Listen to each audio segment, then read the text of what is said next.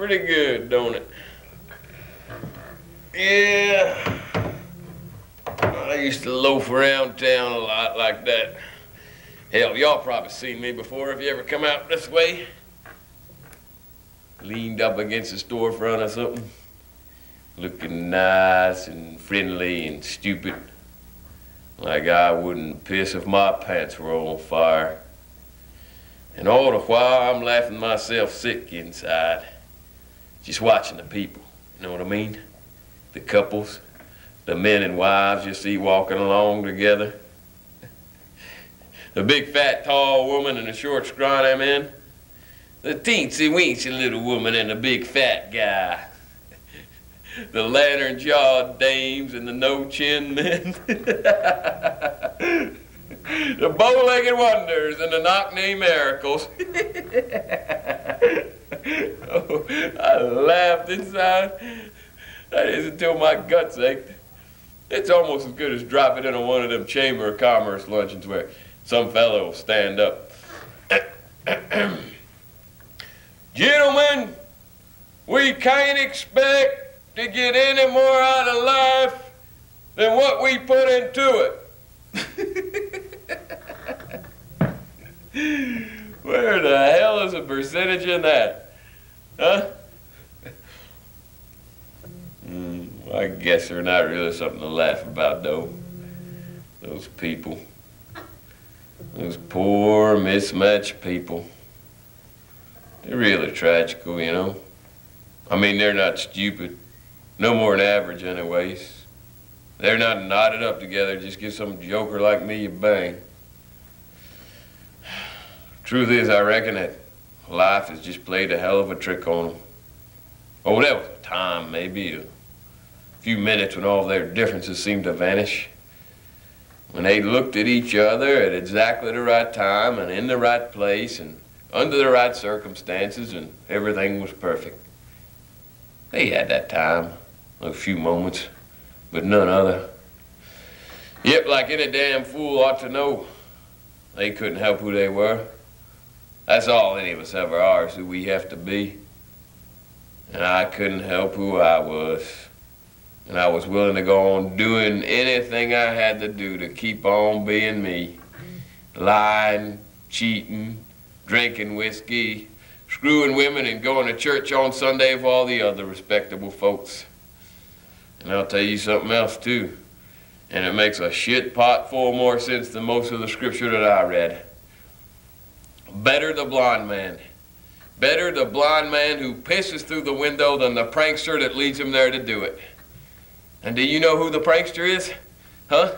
Why, it's goddamn near everybody. Every son of a bitch who turns his head when crap flies. Every bastard who sits on his dong with one thumb up his ass and the other in his mouth and hopes that nothing will happen to him. Every whoremonger who thinks that piss is gonna turn into lemonade. Every mother lover supposedly created in God's image. Which makes me think I'd hate like hell to meet him on a dark night.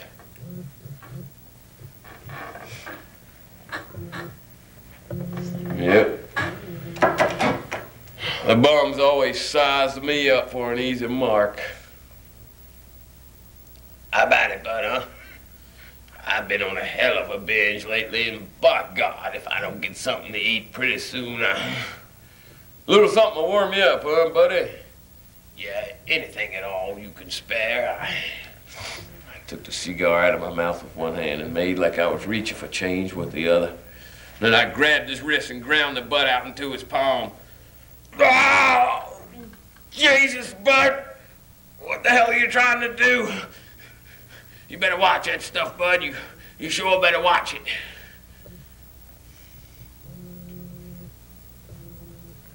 You know, he didn't seem particularly scared or angry, more curious than anything else. I watched him head off toward the railroad tracks, and I was feeling kind of shaky and sick inside. My sickness had started at a very young age.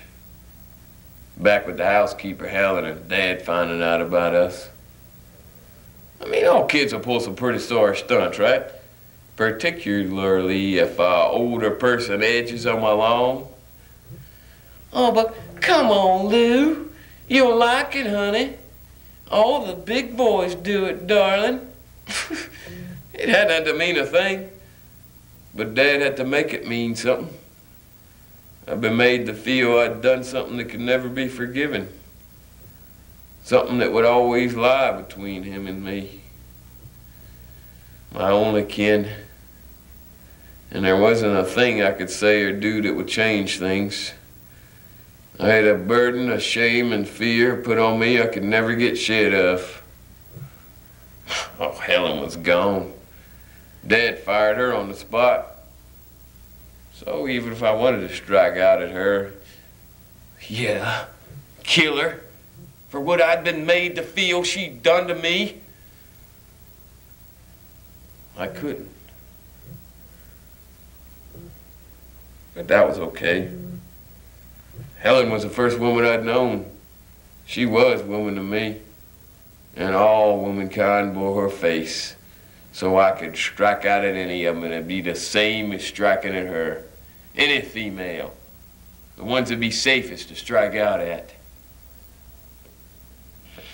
No, Elmer Conway certainly was not a female. But Elmer had to suffer too. The Conways were part of that circle, the town that ringed me in. The schmug ones, the hypocrites, the holier-than-thou guys. All of them I had to face day in and day out and smile and be nice and friendly to them. That's why I started that deadpan kidding everybody, to try and ease a terrific pressure that was building up inside of me. Like Max Pappas, for example. I liked the guy as much as I do most people anyway, but he was too good to let go. Nice, friendly, polite. Guys like that are my meat.